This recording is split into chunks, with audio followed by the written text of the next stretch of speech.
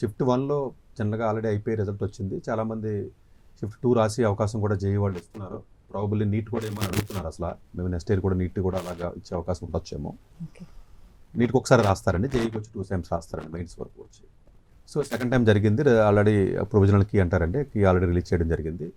ఫైనల్గా వచ్చినటువంటి రిజల్ట్ అనేది 16-17 తారీఖుల్లో వచ్చే అవకాశం ఉంటుందండి.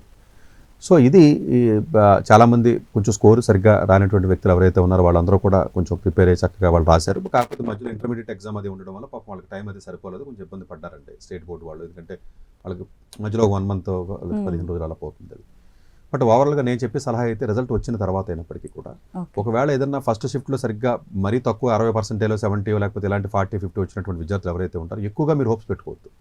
దయచేసి వేరే ఎగ్జామ్స్ కానీ వేరే అదర్ ఆల్టర్నేటివ్స్ మీద ఇమీడియట్గా కూడా ఫోకస్ చేయండి. చాలామంది తల్లిదండ్రులు చేసే తప్పు ఏంటంటే 50% వస్తుంది, 60 వస్తుంది, ఈవెన్ 70 వస్తుంది, 40 వచ్చినోడు కూడా సెకండ్ షిఫ్ట్లో వచ్చేస్తుంది అని చెప్పేసి ఆశపడి సెకండ్ షిఫ్ట్లోకి వెళ్ళి వీళ్ళన్నీ ఎక్కువ మార్కులు రాకపోతే రాదేమో అని అన్ని మైనస్లు పెట్టి మళ్ళీ అప్సెట్ అయ్యి ఈ లోపు వచ్చే అవకాశాలు ఏవైతే ఉంటాయో అవి అనుకుని ఇట్లా రకరకాలుగా చేస్తున్నారంటే అప్సెట్ అవ్వాల్సిన అవసరం లేదు. డెఫినెట్గా కొంతమంది ఎవరైతే కొంచెం నేరోగా మిస్ అయ్యి ఫస్ట్ అటెంప్ట్లో మిస్ అయినారో మంచి స్కోర్స్ వచ్చే అవకాశం ఉంటుంది. బట్ సెకండ్ షిఫ్ట్లో ఎక్కువ మందికి బెటర్ స్కోర్ వచ్చే అవకాశాలు ఓవరాల్గా తక్కువగా ఉంటాయి భారతదేశంలో. సో అందువల్ల ఏంటంటే సో డెఫినెట్గా వస్తే మంచిది, రాకపోయినా కూడా అదర్ ఆల్టర్నేటివ్స్ కూడా చూసుకోమని చెప్తా. అంటే నేను నెగిటివ్గా చెప్పడం కదండి, ఎలర్ట్ అవ్వమని నేను చెప్తున్నాను, అంతకుమించి. ఈ లోపు డెడ్ లైన్స్ అయిపోతూ ఉంటాయి కదా, వేరే కాలేజెస్ పెట్టి అప్లికేషన్ డెడ్ లైన్స్ అయిపోతాయి కదండి.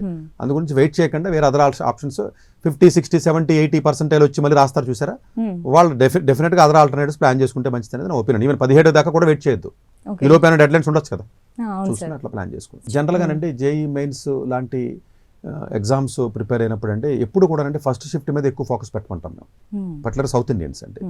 ఎందుకంటే అంటే సెకండ్ షిఫ్ట్ వచ్చేటప్పటికి అందరూ ప్రిపేర్ అవుతారు కదా, రిలేటివ్ మెరిట్ అండి అది, అందరికీ ఐక్యూ పెరుగుతుంది.